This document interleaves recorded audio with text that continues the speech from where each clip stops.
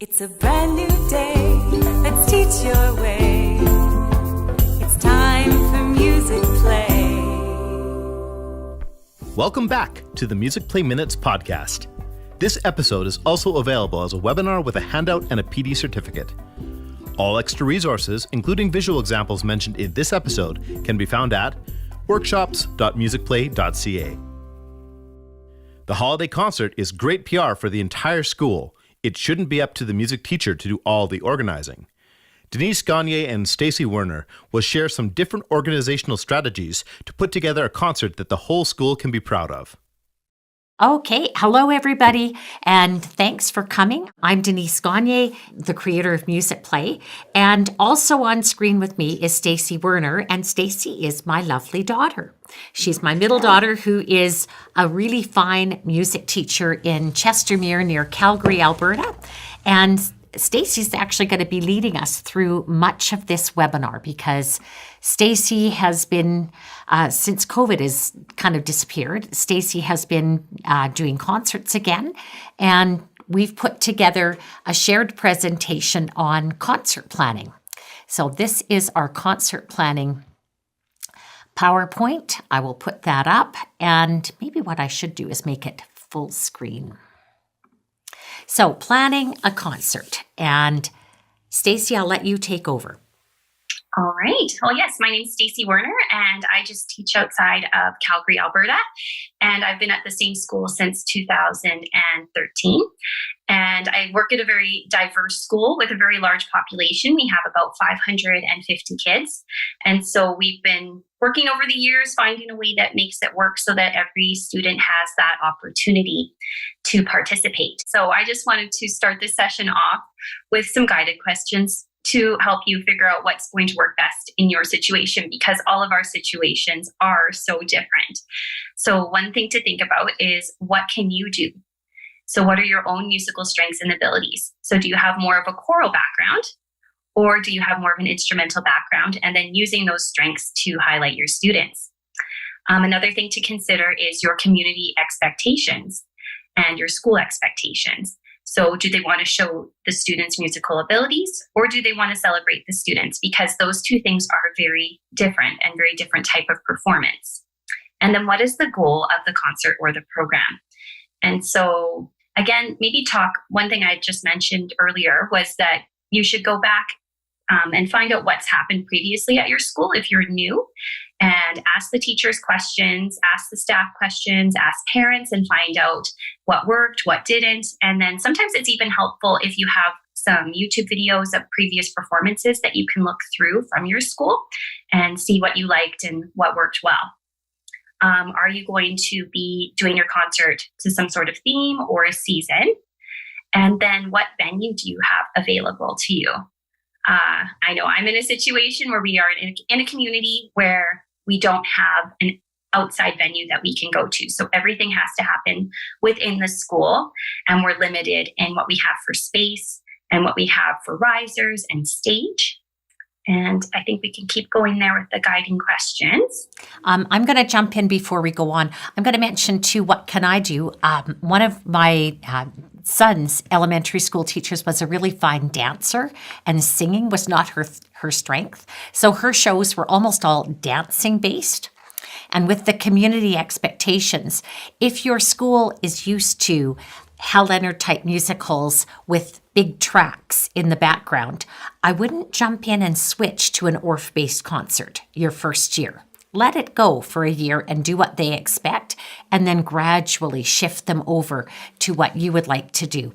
And the venue is massively important because that'll determine how many kids can perform in the concert. And then this is really important as well, is what will your students know and what skills will they have by the time of the concert? So if you have something coming up with a winter program here right away, you don't have a lot of time to teach things. So consider that in your planning. Do you have a budget? So the school can't have huge expectations for you if they don't have the budget to back that up. So within what you have available. And then who is participating? Are you going to do the whole school? Are you going to do some grade levels? Michelle here, she's on with us as well today, and she's my teaching partner. And we work in a very, very large school, and we have to figure out a way to make things work so that every child gets a chance to perform, but our gym doesn't get too full because we only have a certain number of seats that we can allow in the gym with our fire code. And Denise and John Jacobson have been so kind in saying that we can adapt anything you need for your concert from the Musicplay and JJ&Me scripts and songs. And Denise might want to add to that as well. John and I are both 100% okay with you. Number one, adding songs, adding script. We're okay with you videotaping it. You don't need permission. Live streaming it. Don't need permission. You've got our permissions to do that. And if you want to do it as a little bit of a fundraiser and sell parents the video that you're making, again, feel free to do that. I had another guiding question too. There's communities where there's not a lot of parental support to bring kids back for an evening performance. So if that's the case in your situation, I would suggest just hold your performances in the afternoon. All kids can participate. If not all parents can come to those performances, you can record it. You can do a video of it, and the parents can watch the video later.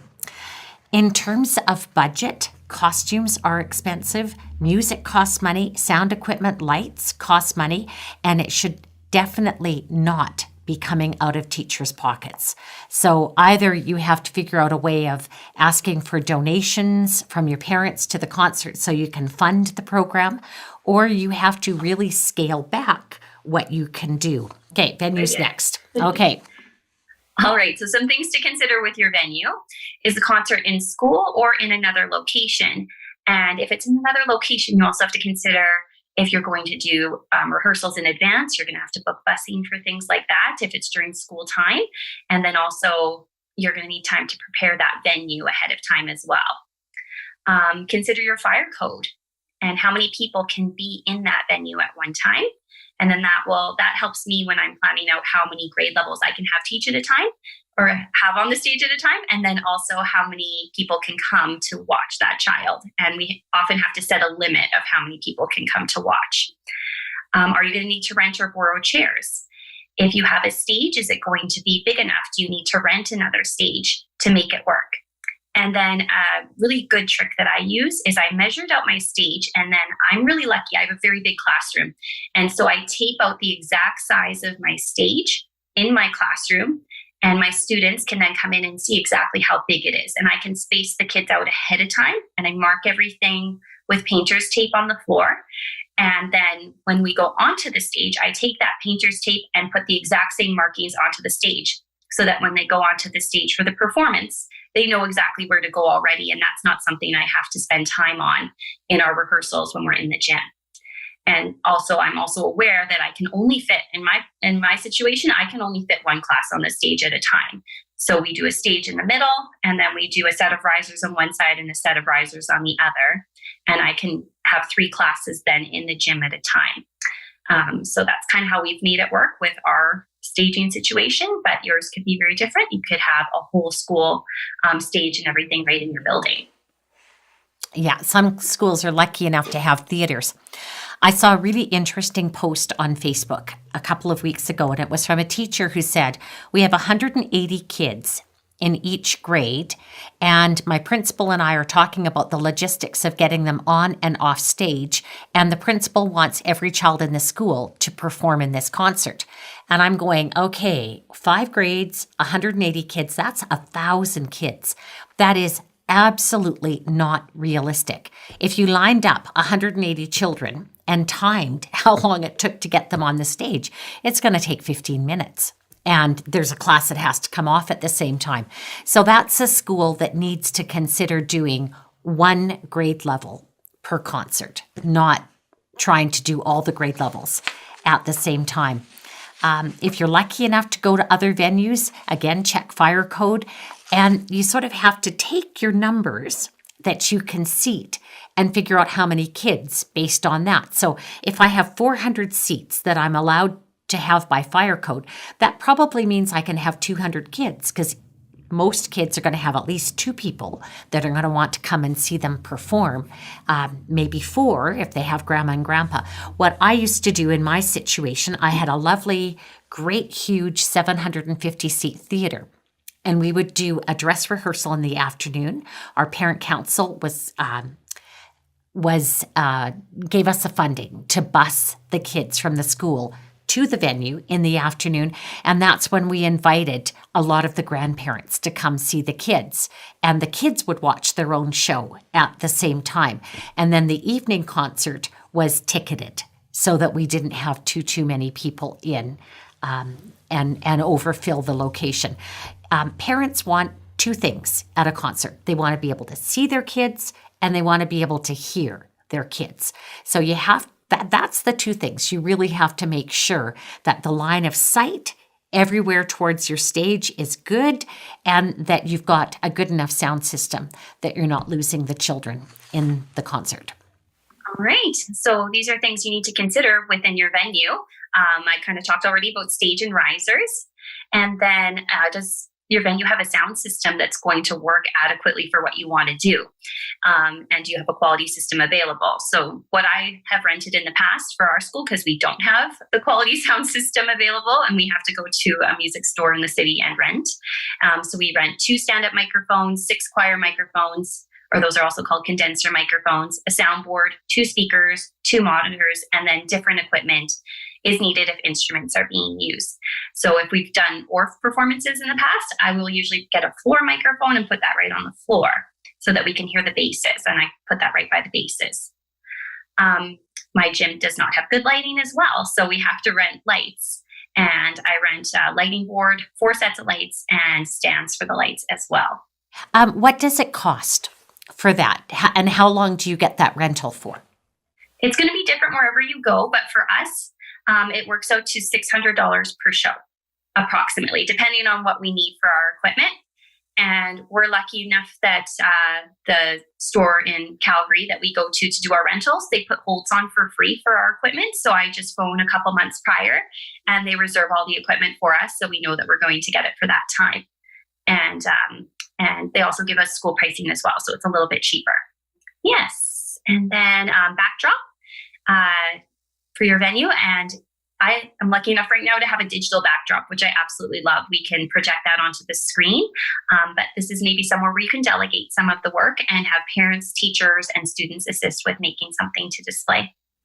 This is something that many American schools have an art specialist in the building. Canadian schools typically don't. Most classroom teachers have to teach their own art.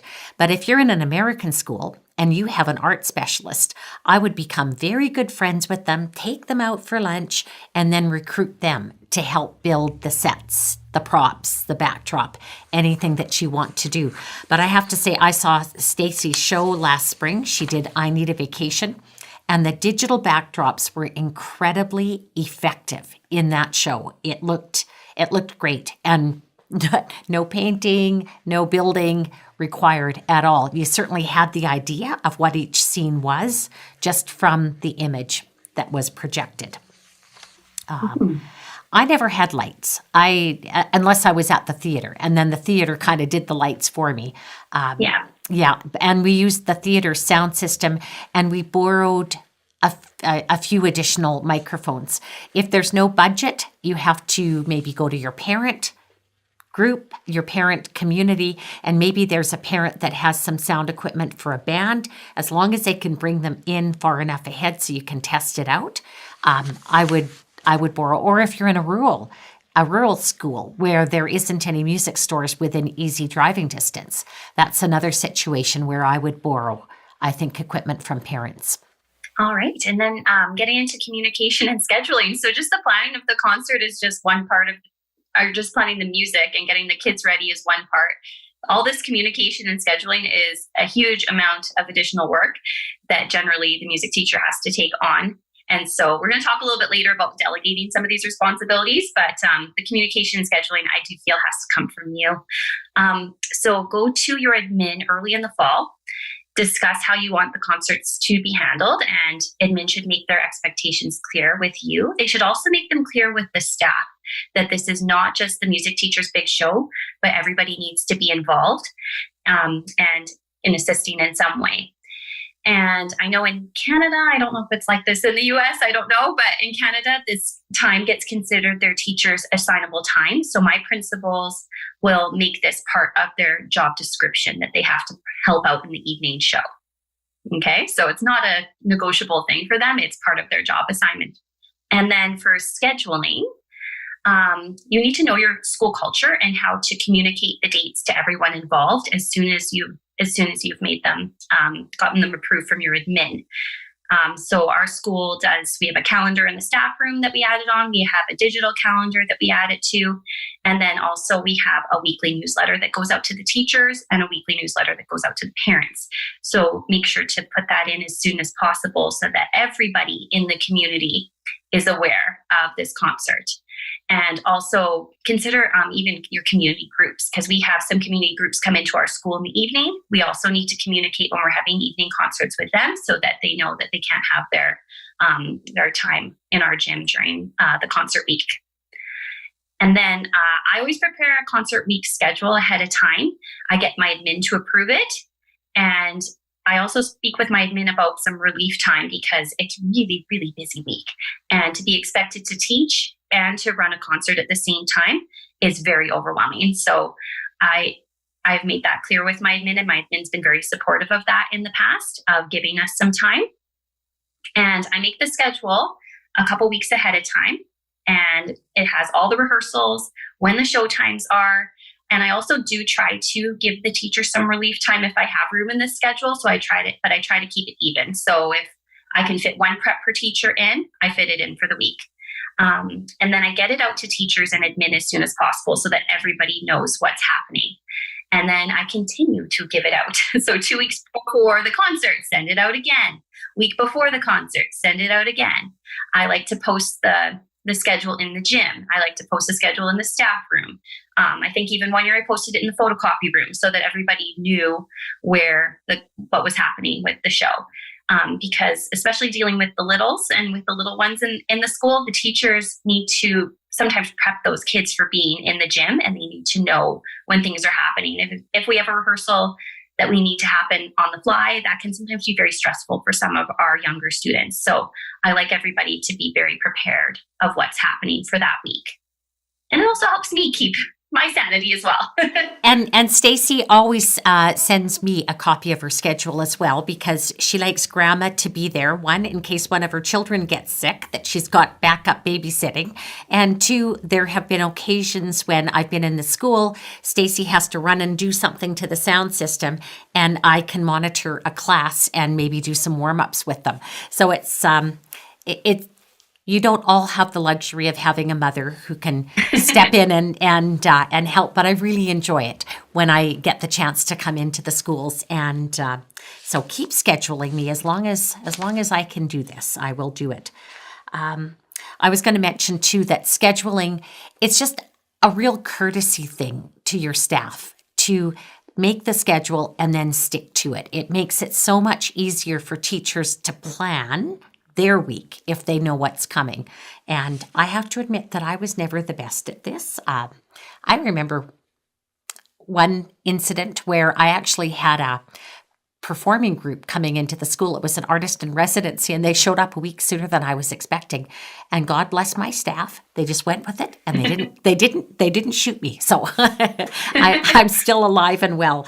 But yeah, you can only go so far with the goodwill of your colleagues. So and unexpected things happen, right? And I feel very blessed that I work with a staff that's very accommodating for that. But then I also work with a lot of staff that really needs that heads up and that notice. And I know that their anxiety goes up. So I try to put that in place for them as well. All right. And then I found that this works really well. And actually doing this year and really writing everything out for myself has helped keep me a lot more organized too. So thinking about backwards planning. So write out all the things that you need to do, when you're going to do it, and who is going to do it. And this is where you can also start to do some delegating. So I assisted with Musicplay Online in putting together some lists. And these lists are going to be editable. Sorry.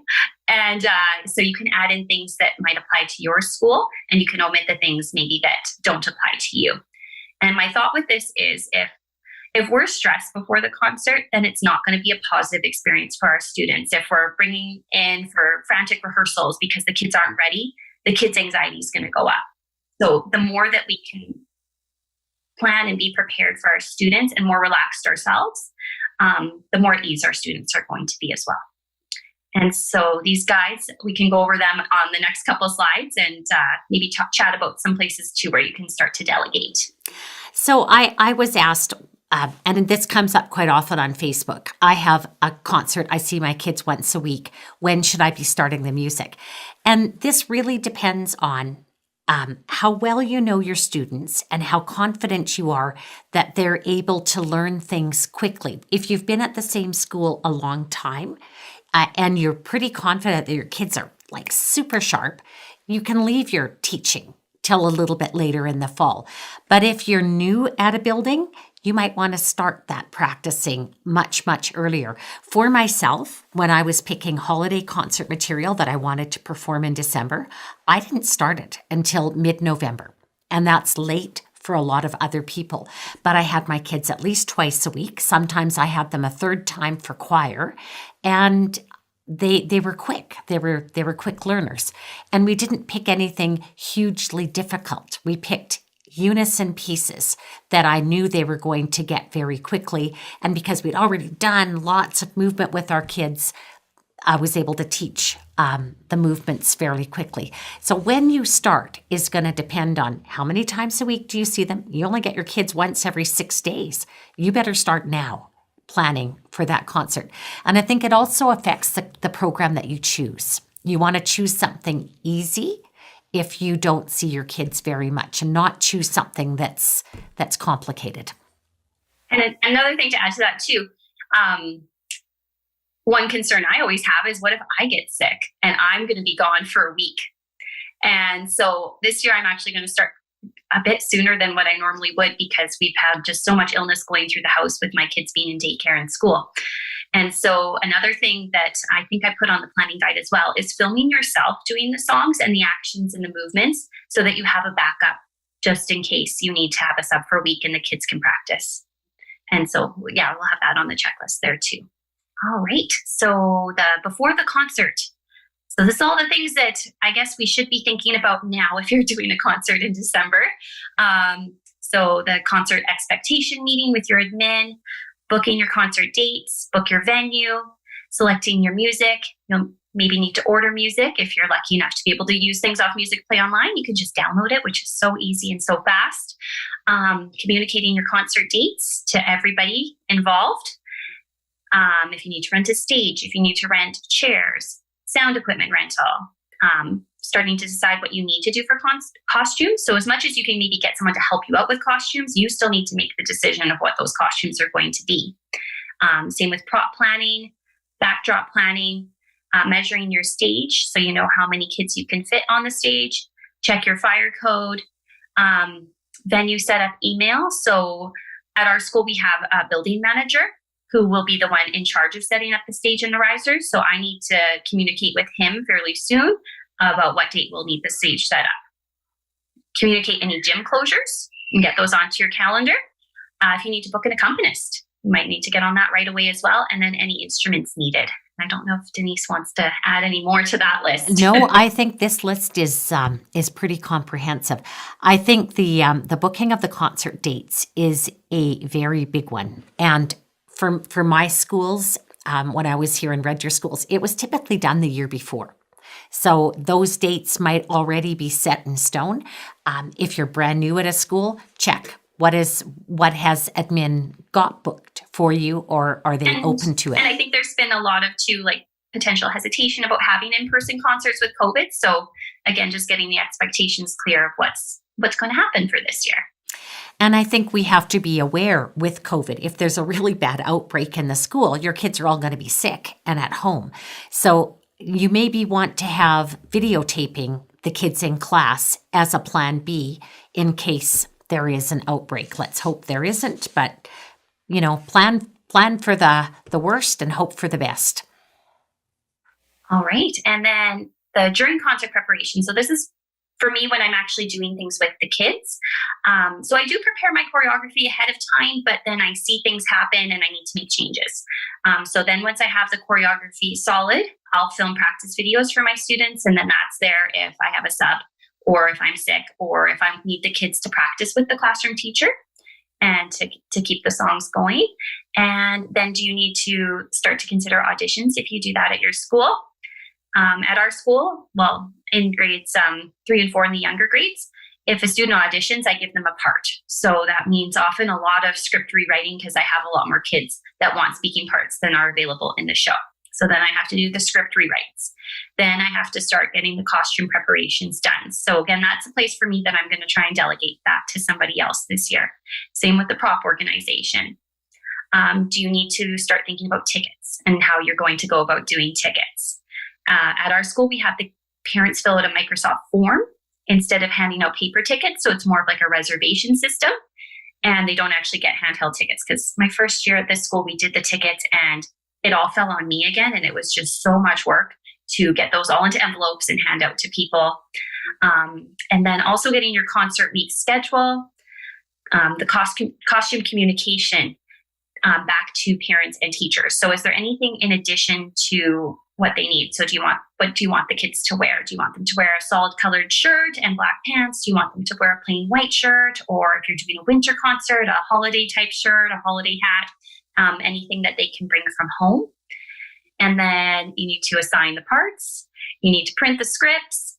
And then I like to kind of gradually, as we're getting closer to the concert, add things in so that there's something novel every week. So, for example, I'll tape the stage maybe 3 weeks before the concert and start getting the kids, I call it blocking, when I tell them where they need to go on the stage. So after we've learned all the music, we go onto the stage, we tell the kids where they need to stand and where they need to be.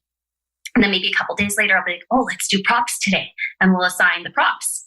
And usually I try to assign the props to kids that don't have a job yet. So if they don't have a speaking part, get something into their hands, something that they can do so that they feel that they have a job.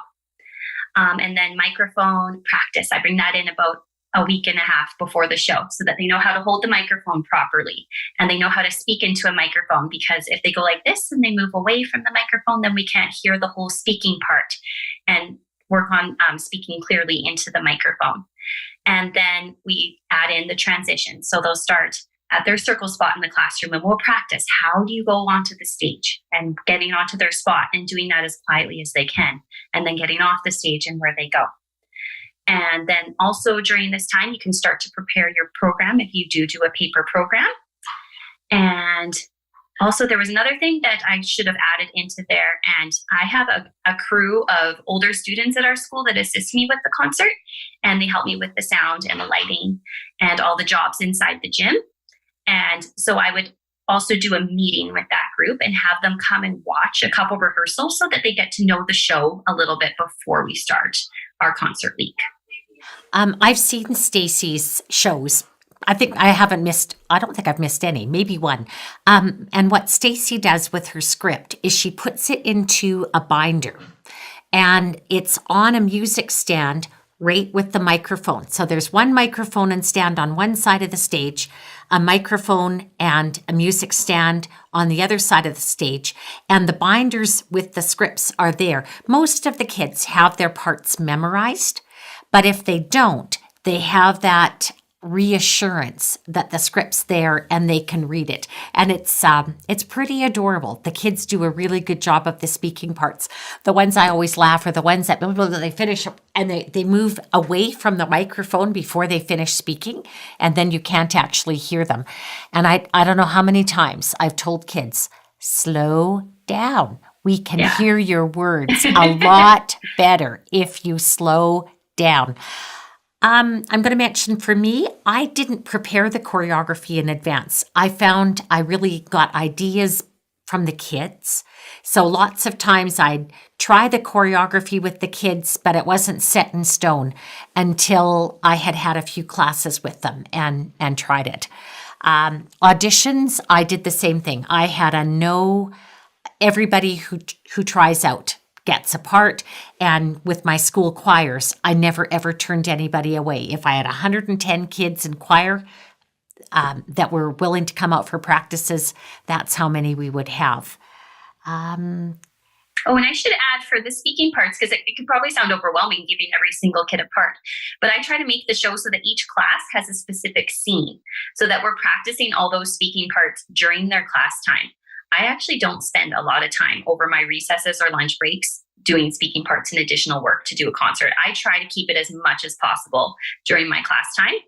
And so that's kind of how I've done it. So for example, if a show has a character that is throughout the show, like I have a Santa, I'll have more than one Santa. I'll have one kid be a Santa in this class, and then in another class, the next kid will be a Santa, and kind of spread the part through different classes. It's never really seemed to bother anybody. So I just find it's an easier way for you to manage all those speaking parts if you're doing it right within your class time. Yeah, and it seems to work really well, the way that you have done it. That the shows always look good, and the kids, they know, they line up at their microphones and they're prepared for their parts. I don't think there's ever been sort of that lag when you're waiting for kids to say their lines. They just know them. They're really good. Costumes. I am going to mention one thing.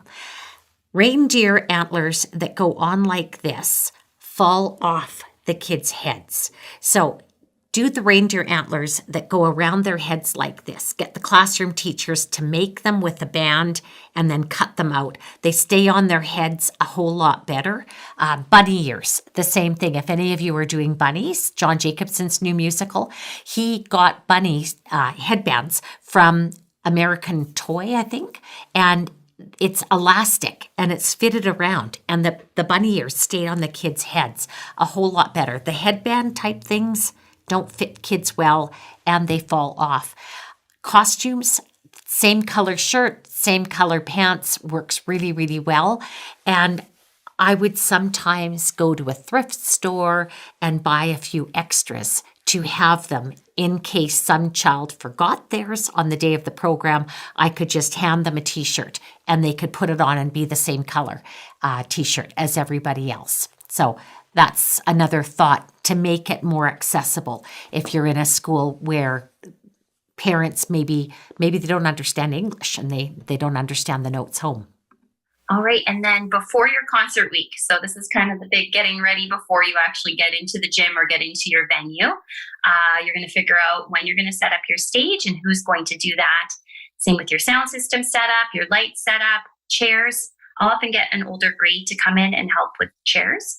And setting up instruments. If you're bringing in instruments, you need to consider taping cords and different hazards that can come up. So if you're renting equipment like we do, we have a lot of stands that get in the way and a lot of cords that get in the way in the gym. So actually a huge job every year is taping cords. And then Denise is going to talk a little bit later about some emergency supplies that you should keep on hand in your gym or in your venue. And then your prop setup, I often will get a props table ready to go ahead of time. I'll tape it out with painter's tape and I'll label exactly where each prop needs to go. And then my grade 5 or grade 6 helpers can come and they know where to grab the prop from, who to give it to, and then where to put it back after our practice so that it's ready to go for the next show. Who's going to set up your background, and then schedule your communication again. So just get everything out to everybody again so that everybody knows what's happening. And print your programs the week before, because if you have any mistakes, you still then have time to reprint. If you do a printed program. And I know lots of people aren't doing it now. You can, maybe have a QR code and parents can print it at home if they want the souvenir. Okay. And then during and after your concert, you need to consider who's going to be looking after your sound. I used to have kids do my sound. This year, I want to take it on myself because it's been a little bit tricky to communicate that to the student helpers. So, and that's such an important part of the show. So I'm going to try and set up my soundboard this year closer to me so that I can take care of the sound. Lights. The kids love doing the lights. My grade 5s and 6s, that's like the job that every kid wants. And then you need some runners. So if you're doing it within your school, you need somebody to go and tell the next group it's time to get ready and get lined up. If you're doing this in an auditorium or a separate venue, you're going to need to figure out where those kids are going to need to go and wait, and then who's going to come and get them. And then who's going to be supervising. So I mentioned earlier that part of, in our school, part of the teacher's assignable time is that they're there for the evening.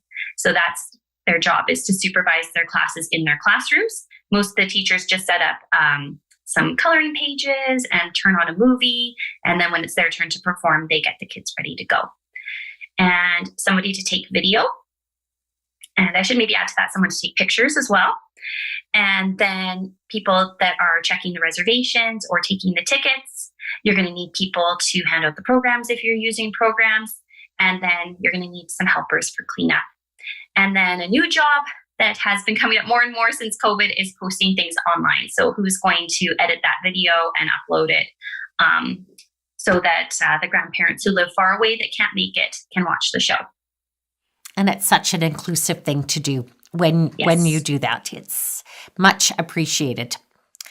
Okay, this is mine. Emergency supplies. I've had this list for a long time. Paper towels. And that's because there's generally a puker in the Christmas concert. And it's not at all unusual to have some vomit.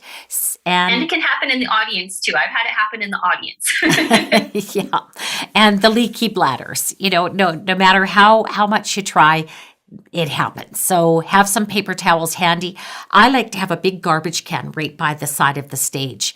And then if there is some vomit or whatever, I've got some rubber gloves. I've got some Lysol wipes so I can wipe things down. One year I had bought these beautiful flashlight candles from Canadian Tire. They looked gorgeous. And the kids in the class that was using, I think it was 4th grade, Shine a Light for Peace, one dropped it.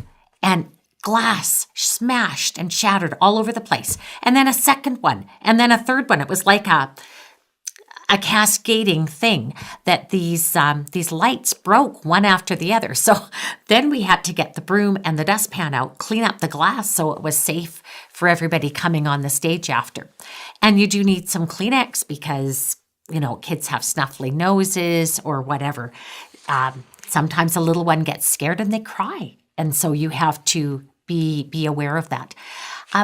We should maybe talk, Stacy, about what you do with your special kids, because some of your special kids are good little performers now. Mm-hmm. But typically, I think having your special kids maybe off to one side of the stage with an aide somewhat close by is probably, again, a good strategy in case they have a meltdown and they need to go off the stage. At least they're close to an exit. And then also making sure that they are there for the rehearsals so that they get used to the lights and the sound, and maybe some headphones if necessary. I remember one year we had a little guy that he just loved the moves, but he would be so big with his moves, and there wasn't a way to kind of bring him in when he was on risers. So we actually taped out a box for him on the risers, and that was his spot. And he knew that was his spot, and he had to stay within his spot to keep everybody safe. And that's the way we communicated it to him and to the parents. We want him to be there, but we need him to be safe. And then sometimes I just find with some of our students, they just need the right time. And when they see all the other kids in their class go up, then they want to join in. And being pushy or too hard sometimes doesn't work. So it's really going to come down to you and the classroom teacher and communicating and figuring out what's going to be best and what's going to work best for that student. And also the jobs often help too with some of your challenging students and giving them something extra to do and something extra to help with. You have to prepare the kids with the what ifs. I've had kids faint on stage, and I'm so happy that this one child didn't hurt themselves seriously, because they were on the first riser, not on the second, but they fell and they fainted face down, smack on the floor. And they didn't break anything or have a concussion, but it could have been really, really awful. And after that, every time I had a performance on risers, I'd say, if you are feeling faint, sit down. Just sit down right where you are. It's okay. We'll understand. I've seen the kids turn green on the stage, and I know they're about to vomit.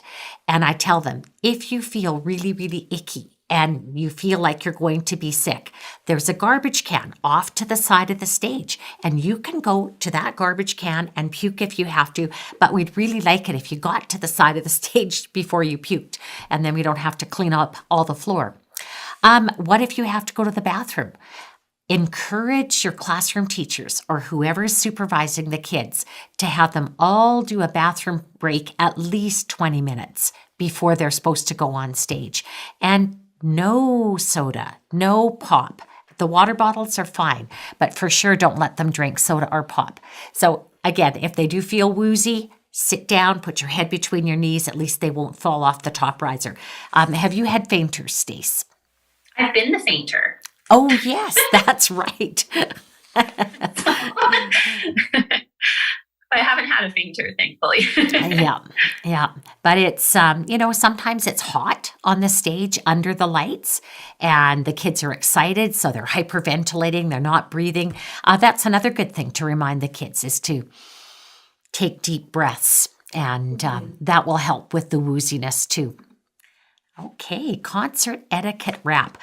Denise Odegaard is a teacher from North Dakota, and we got stuck at the Des Moines airport for about 4 hours one fall, and we decided to write this, and it's been in use ever since. In fact, I think we've added a little bit to it.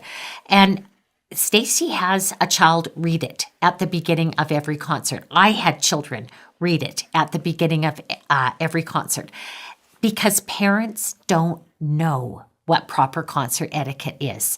I will not forget when Hunter was in elementary school and I went to his holiday concert, and there was a parent in the middle of the audience, and when this one class came on stage, she goes, "I love you, Austin," and she shouted out at the top of her lungs. If I was the principal of that school, I would have said something. Even if I ticked her off, I would have said something because that's wildly inappropriate. And so with doing the concert etiquette wrap, hopefully it's proactive. And I think the new parts that we added were, if your baby's crying and it's really, really loud, please take them out until they're calm. This time it is allowed. And this was for that one annoying parent. Save the hoots and hollers for when you're at the game. When you're at a concert, it isn't quite the same. And the paparazzi parents, this didn't used to be a big issue, but everybody has a cell phone now and they all want that little video to throw on TikTok or YouTube. And it can be incredibly invasive. Those parents sometimes come up and they're right in front of you conducting. And so paparazzi parents scare the class that is performing. Please stay in your seats because all those cameras are alarming. Another thing we had a lot of in the days that I was doing concerts was we would often do them in class order. So grade ones would perform, then twos, threes, fours, fives. So after the grade ones were done, we'd have all the parents of the kids that had only grade ones leaving. And by the time the grade fives performed, the audience was sparse. So we got smarter and we asked them to stay till the very end. And we would ask them to we often would plan a finale number that would involve all the children at the end so that the kids weren't done after their little individual number. I think the paparazzi parents, I think if you tell them there's going to be a video on YouTube, you can download it or you can purchase the DVD or whatever you want to do. I think if parents know that there's going to be pictures done, there might be a few less of them filling up the hallways and taking the pictures. And then also with parents leaving, consider your length of your concert as well. Don't make it too long. Like, I'm a parent of young kids. I want to get them home to bed too. And I don't want to be there till 8:30 in the evening. I want to be home at 7:30. So if you're working with younger kids, just think about your timing and how long your concert is. And think about the start time of the concert as well. It seems weird to start concerts at 6 p.m., but if parents have a long ways to drive and your concert's 1 hour long, they're going to get out of there at 7 and they might not get their kids home till 7:30. They're going to be a little bit wound up and you're going to have a lot of tired kids the next day. So think about your start time. And I really strongly encourage you to never go over an hour. An hour was Yeah. sort of my max time. Parents are happy if they walk away wanting more, a lot happier than if it goes on for 2.5 hours and they're just wiggly. Yeah. Okay, I think that's it. Do we have any questions or comments or suggestions from our teachers? We would love to hear from you. I noticed that I think it's Maria del Carmen might be on with us from Ecuador. If you are, please unmute and say hello to me or put something in the chat, because Maria has shared her concerts videos with me on a number of occasions, and they're beautiful, beautiful little videos of her kids. Beautiful performing facility that you have at Colegio Menor. It's pretty amazing. Thank you so much. Hello, everyone. I am Carmen from Ecuador. I'm so happy to, and thank you so much for all your suggestions and for all the resources and Musicplay online. Right now, I am preparing a concert for December, and I am just looking for all the materials and everything. They are really useful. And thank you so much. I really appreciate your help. I remember the first time you came here, I had no idea how to do anything. And you were my fresh start and my angel. So thank you so much. And I had a lovely visit with Maria del Carmen at her home in Quito, Ecuador. It was super special. Super special. And if you want to see her students, look at the song from kindergarten, A Smile Goes a Long, Long Way. And they did such a good job, and we're so thrilled that we had your video to use. Any of your concerts that you're allowed to share video of, we love to have your videos. It really helps us to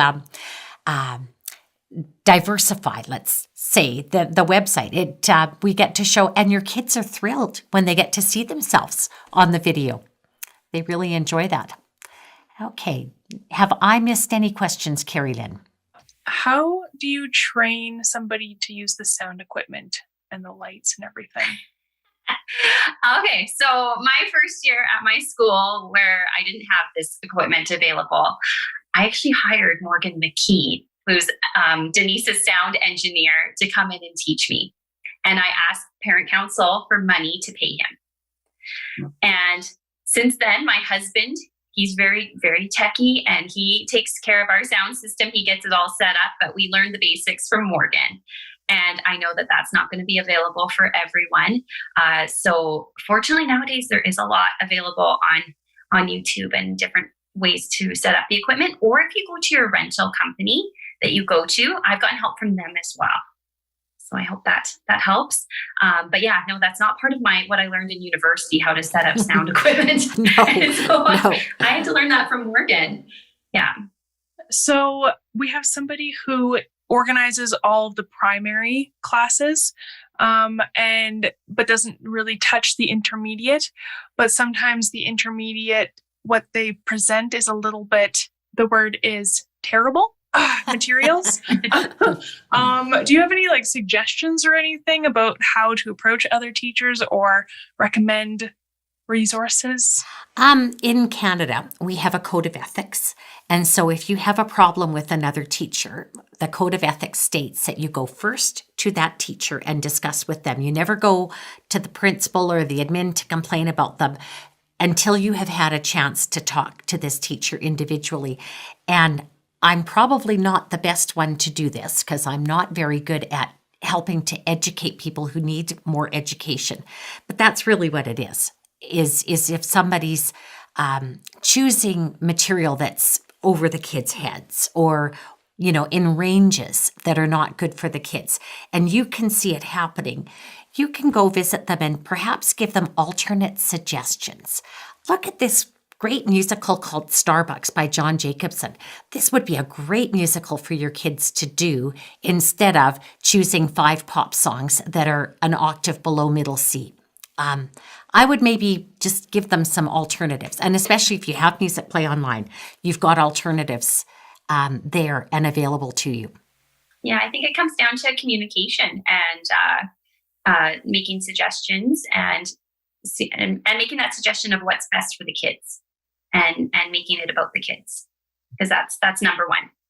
Yeah, and again, in the very first slide, everybody should put on a concert that plays to their strengths as a teacher.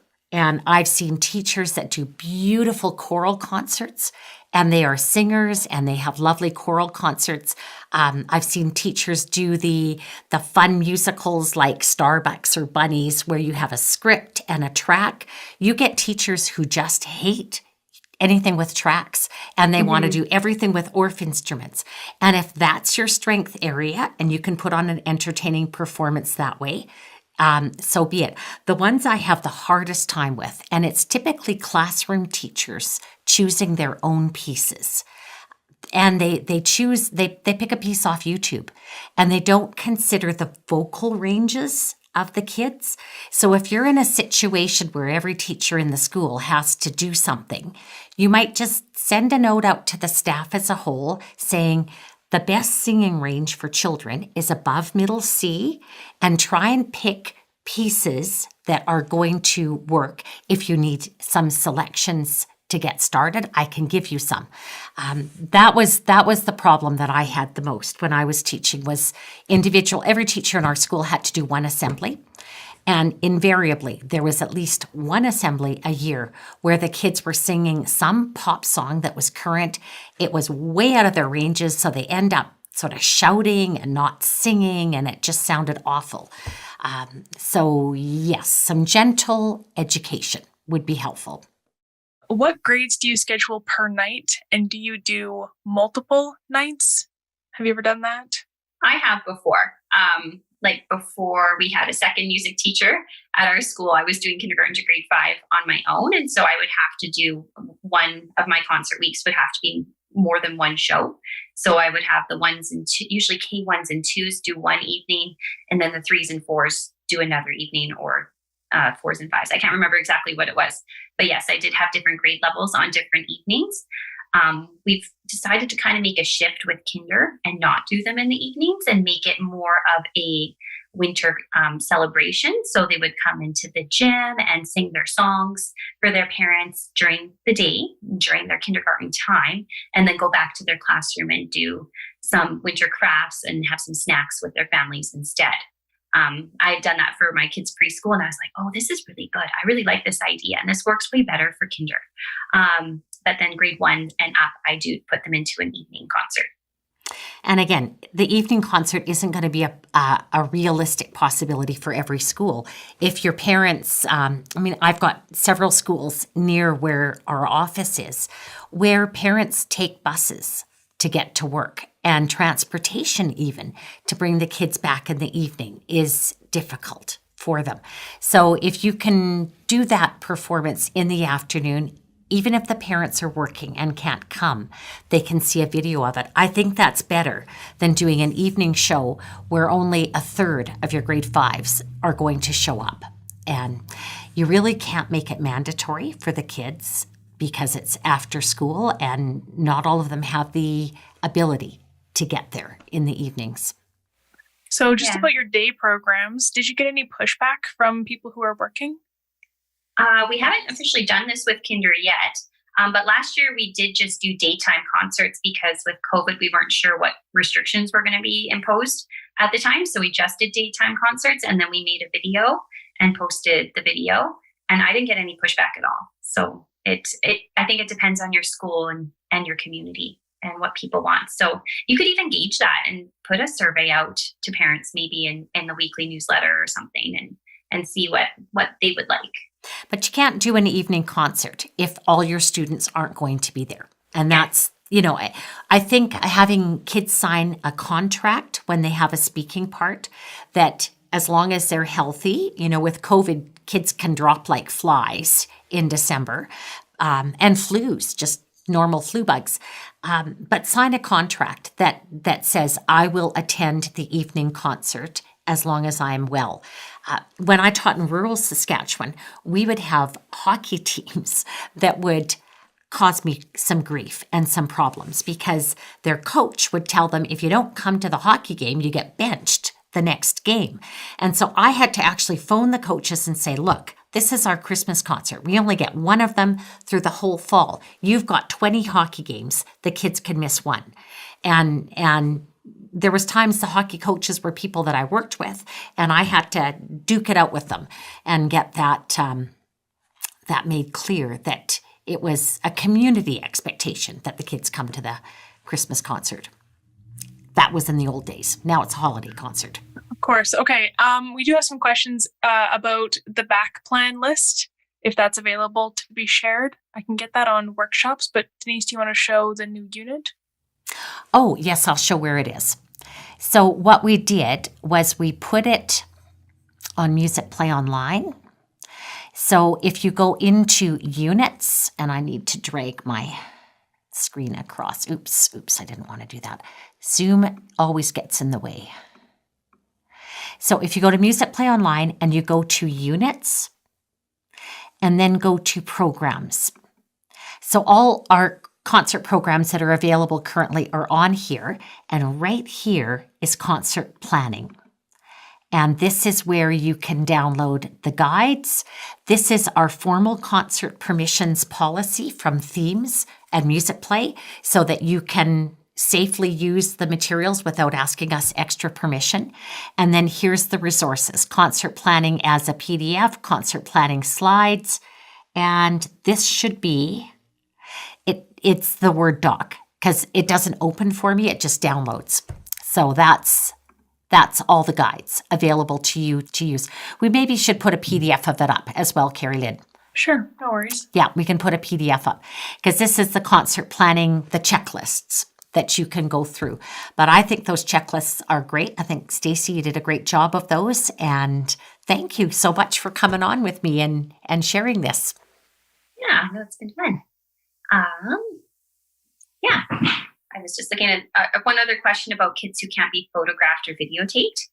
And one thing that I did was I actually phoned some of the parents and asked, because the way that our forms and stuff were set up, it was connected with social media and with the school. It was all in one form.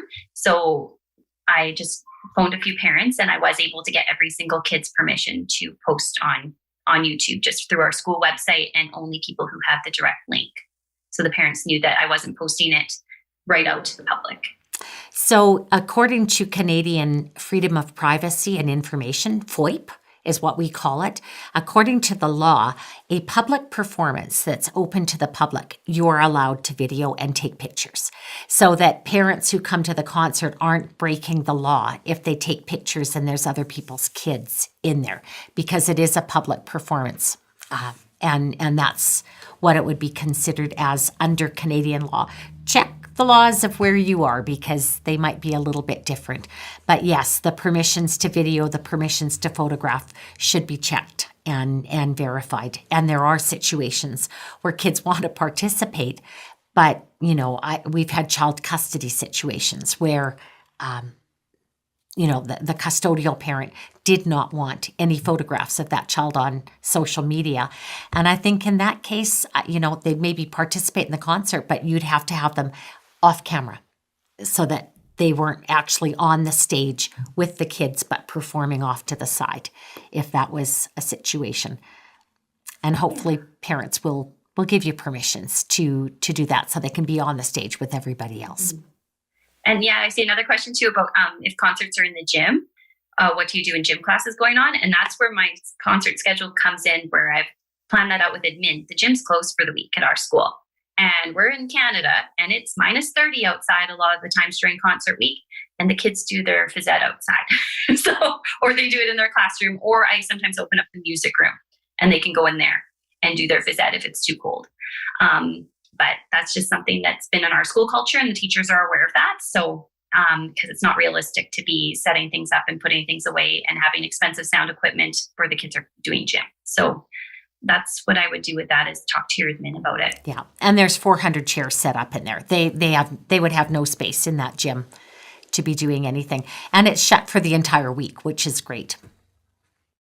So just talking about playing to somebody's strengths, we have somebody here who they want to do a whole concert where it's just playing instruments because it's a strength, but worried about the backlash from parents. Have you ever had any kind of backlash from parents over what you did? I think the parent expectation would be that children would be singing. So even if you're not a great singer, that's when you use recordings. My voice is damaged. I can't really teach singing very well right now, but I can use recordings that will be good vocal models.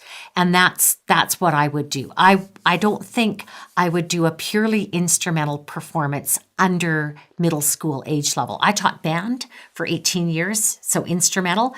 And instrumental concerts are not quite as engaging as when you have singing and words involved. So I would encourage you to jump out of your comfort level a little bit and do some singing. And if you're not a great singer yourself, use the recordings because we've got some great vocal models.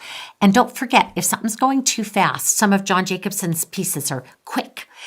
You've got that little gear tool where you can slow things down. So if I go into programs and I go into bunnies and the song is looking like it's a little bit fast, I can go to the gear tool over here and I can go to the speed and I can slow it down for my children to learn it. So we've got all the video support you need. I think you'll be able to teach some songs, even if singing. I've been teaching singing in classes. I was teaching all last week and I used my recorder to teach melodies and I use recordings to teach the songs. So if I can do it, you can do it too. Excellent. And that's it. Okay. Well, thank you very much, everybody, for joining us. Maria del Carmen, I need to come back to Keto and Kumbaya and come visit your school again. That was just so welcome. Exciting. Yes. Welcome. We have a school in Colombia now, so I want to go to Colombia and Ecuador and Brazil and visit all my schools.